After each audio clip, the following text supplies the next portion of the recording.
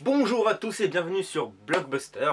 Alors avant toute chose, je tiens à m'excuser puisque comme vous avez pu le constater, ça fait un petit moment que je n'avais pas fait de vidéo, mais j'ai eu quelques chamboulements dans ma vie, voilà, qui ont fait que je n'ai pas pu faire d'autres vidéos. Mais nous nous retrouvons donc cette semaine pour parler de Men in Black 3 qui est sorti donc le 23 mai dernier, réalisé par Barry Sonnenfeld si je ne me trompe pas, où on retrouve donc Will Smith et Tommy Lee Jones comme d'habitude en agent J et K, et un petit nouveau puisqu'il s'agit de Josh Brolin qui vient jouer l'agent K quand il est plus jeune. Voilà, donc ce Men in Black 3 qui arrive 10 ans après Men in Black 2 qui était sorti en 2002 et qui nous replonge dans cette fresque de science-fiction, voilà, qui à l'époque avait eu un carton assez immense. Donc nous allons voir ensemble si Men in Black peut s'imposer aujourd'hui en 2012 au cinéma. Voilà, alors on va parler de ça tout de suite. Un beau matin, l'agent J arrive au siège des Men in Black et tout le monde lui dit que son coéquipier, l'agent K, est mort depuis plus de 40 ans. Il va devoir donc être obligé de remonter dans le temps pour découvrir ce qui s'est passé et déjouer un complot qui menace la Terre. On va en savoir un peu plus sur le passé de K, mais également sur celui de J. Voilà un peu grosso modo le scénario de ce Men in Black 3. Alors vraiment, pour moi, si le scénario en gros fonctionne, mais vraiment s'il fonctionne, c'est plus par souci de nostalgie. Parce que c'est un petit peu, comment dire, c'est un petit peu passéiste comme scénario. Et franchement, je pense que si ce film avait été fait à la suite de Men in Black 2, il n'aurait pas fonctionné. Voilà, pour moi c'est vraiment basé uniquement sur la nostalgie. Alors je dis pas que c'est négatif, hein, parce que la nostalgie, moi je trouve ça bien. Et mine de rien, le scénario se révèle quand même efficace. Mais voilà, ça se base essentiellement sur la nostalgie. Par contre, quelque chose qui est très agréable à retrouver, c'est ce mélange constant entre de la SF, de l'action et surtout beaucoup d'humour. Voilà, tout ce qu'on avait aimé dans les deux premiers, toute cette petite humour piquant entre l'agent J et l'agent K, on le retrouve. C'est un peu simpliste, certes, mais ça fonctionne et ça fait toujours du bien à voir. Surtout après 10 ans. Moi j'ai quand même beaucoup apprécié tous ces petits pics, etc. Surtout que là, vu qu'on retourne dans le passé, on découvre un agent K complètement différent, puisqu'il a du vécu en moins. Et d'ailleurs, on comprendra dans le film pourquoi il est devenu aussi austère, entre guillemets, par la suite. Voilà. Donc ça, c'est vraiment très sympa, c'est bien amené, c'est bien construit, on ne s'ennuie jamais. Il n'y a aucun moment de latence. Le film est mené tambour battant du début à la fin, mais comme je le dis, voilà, c'est un scénario simple mais efficace qui se base essentiellement sur la nostalgie.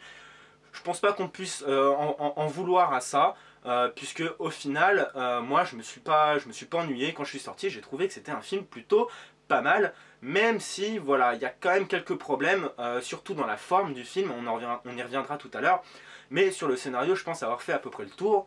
Moi, comme je vous ai dit, la nostalgie fonctionne encore après 10 ans. Voilà, on est content de retrouver ces personnages, cet univers, et puis tout ce petit mélange de genres qui est toujours très sympathique à voir, même de nos jours. Alors après, ce qui va vraiment être intéressant dans ce Men in Black 3, c'est tout l'aspect visuel. Alors on va retrouver ce côté un petit peu kitsch qu'on avait dans les deux premiers. Je parle notamment au niveau des armes, qui sont quand même ultra kitsch, il faut le dire. Hein. C'est un peu grotesque, mais ça fonctionne, hein, ça fonctionne totalement. Et puis tout cet univers, tous ces extraterrestres plus extravagants les uns que les autres.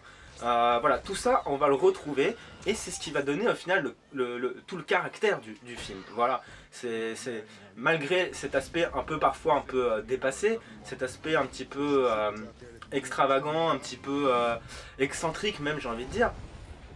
Mais c'est ce qui va faire fonctionner le film, c'est ce qui va donner son caractère et c'est ce qui fait au final qu'on aime ce Men in Black 3. Voilà, c'est qu'on va retrouver tous ces éléments qui font tout le charme d'un Men in Black. Voilà. En plus de ça, moi vraiment il y a quelque chose que je voudrais noter, c'est la scène du passage du saut dans le temps que fait Will Smith, donc l'agent J, qui est vraiment super bien faite. Voilà, moi c'est vraiment ma scène coup de cœur. Je pense que rien que pour ça, ça vaut le coup d'aller voir le film, si vous payez pas trop cher la place de cinéma bien entendu. Mais vraiment, ils ont fait un super travail sur cette scène, elle est très bien foutue. J'ai pas envie de vous en dire plus parce que j'ai pas envie de vous spoiler, mais vraiment cette scène de saut dans le temps, elle est magnifique. Voilà, elle est super bien faite. Après ça, au niveau des effets spéciaux, des fois c'est vraiment limite. il y a des effets spéciaux qui sont un peu dégueux. Je pense notamment à l'espèce de course-poursuite dans les rues où ils sont sur un espèce d'engin rond comme ça qui tourne, qui fait un peu penser à celui du général Grievous dans Star Wars épisode 3. C'est un peu le même principe, voilà. Bon, des fois c'est un peu limite, des fois il y a des incrustes un peu dégueulasses. Mais dans l'ensemble du film, visuellement, ça fonctionne quand même très bien, il faut le dire. C'est efficace, il y a beaucoup d'action. Il y a des scènes de gunfight qui sont vraiment super bien faites. Voilà, justement, un point que je voulais aborder, c'est tout ce qui est chorégraphie des combats, etc. C'est vraiment bien foutu. C'est vraiment très bien orchestré. Même les plans, au niveau des plans de caméra, les mouvements de caméra et tout sont vraiment superbes. C'est très travaillé, c'est très soigné. Vous avez vraiment plein de choses qui viennent dynamiser l'ensemble du film. Je pense notamment à des espèces, je sais pas si vous allez me comprendre quand je vais dire ça, j'espère, mais vous savez, des espèces de petites accélérations de caméra comme ça qui font des petits zooms comme ça, des petits dézooms, des petits ralentis par-ci par-là, voilà. Et le tout est mélangé, c'est très homogène et ça fonctionne très bien. Et ça fait que ça arrête pas de rythmer le film. Et c'est ce qui fait qu'on s'ennuie pas au final, quoi. Donc ça, c'est très bien, c'est vraiment très bien foutu et j'étais très content. Et je voudrais également noter la scène finale, le climax du film, qui est vraiment très bien foutu. Je sais pas si on voit dans la bande-annonce, donc par risque, je ne vais pas le dire. Mais voilà, la scène de fin est vraiment très bien construite avec un combat entre l'agent J du passé et l'agent J du futur qui doivent combattre ensemble. Enfin voilà, j'en dis pas trop non plus. Mais c'est vraiment très bien foutu. Et on arrive après cette scène à une révélation qui est vraiment incroyable, pour laquelle moi personnellement je n'y attendais absolument pas. Voilà, ils ont fait un choix scénaristique qui est quand même très osé et qui aurait pu ne pas fonctionner du tout, mais au final on l'accepte. Et voilà, rien que pour la scène du saut dans le temps, le final et cette révélation, cette dernière révélation que va voir l'agent J, voilà, rien que pour ça, moi je vous dirais d'aller voir Men in Black 3, parce que voilà, on retrouve tout ce qu'on avait eu dans les précédents, et en plus de ça, il apporte quelques petits éléments en plus. Et puis voilà quoi, ça faisait 10 ans qu'on n'avait pas un Men in Black, et d'en revoir un comme ça aujourd'hui en 2012, ça fait plaisir.